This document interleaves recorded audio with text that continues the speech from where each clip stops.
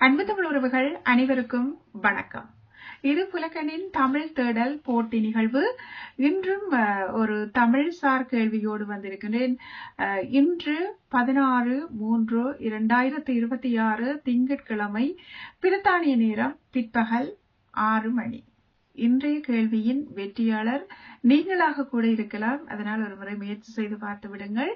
இந்த போட்டியில் பங்கெடுத்துக் கொள்ள வேண்டுமாக இருந்தால் 3 முக்கிய விடயங்களை நீங்கள் செய்ய வேண்டும்.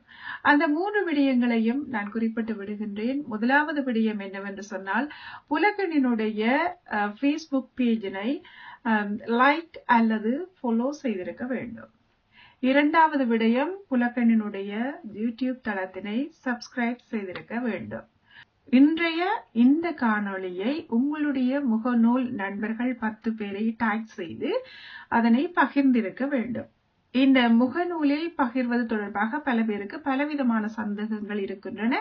ஏனென்றால் நீங்கள் இந்த 10 பேருக்கு மெசஞ்சர் மூலம் அனுப்புகின்றீர்கள், வாட்ஸ்அப் மூலம் அனுப்புகின்றீர்கள், அனுப்பிவிட்டு அதனை ஸ்கிரீன்ஷாட்டாக எங்களுக்கு அனுப்புகின்றீர்கள். உண்மையில் அவ்வாறு செய்ய வேண்டாம். உங்களுடைய முகநூலில் நீங்கள் இந்த காணொளியை கொண்டு போய் பகிர்ந்து 10 நண்பர்களை அதில் டாக் செய்திருக்க வேண்டும் என்பதுதான் இந்த 3வது விதி. யூடியூப்பினோடாக இந்த கேள்வியை பார்க்கின்றவர்கள் எங்களிடம் முகநூல் இல்லை, அதற்கு நாங்கள் என்ன செய்ய வேண்டும் என்று கேட்டிருக்கின்றீர்கள்.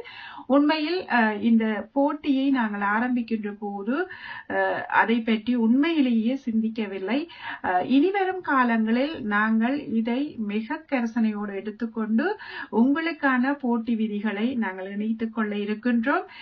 இந்த முறை உங்களிடம் மன்னிப்பு மட்டுமே எங்களால் கோர முடியும். இன்றைய கேள்வி எண் 16. 4 வகை பாக்களும் எவை? 4 வகை பாக்களும் எவை? இந்த கேள்விக்கான பதில் உங்களுக்கு தெரிந்திருந்தால் எங்களுடைய வாட்ஸ்அப் இலக்கத்துக்கு அந்த பதிலினையும் 3 ஸ்கிரீன்ஷாட்டினையும் அனுப்பி வைக்க முடியும். எங்களுடைய வாட்ஸ்அப் இலக்கம் உங்களுக்காக ஒரு முறை தந்து விடுகின்றேன்.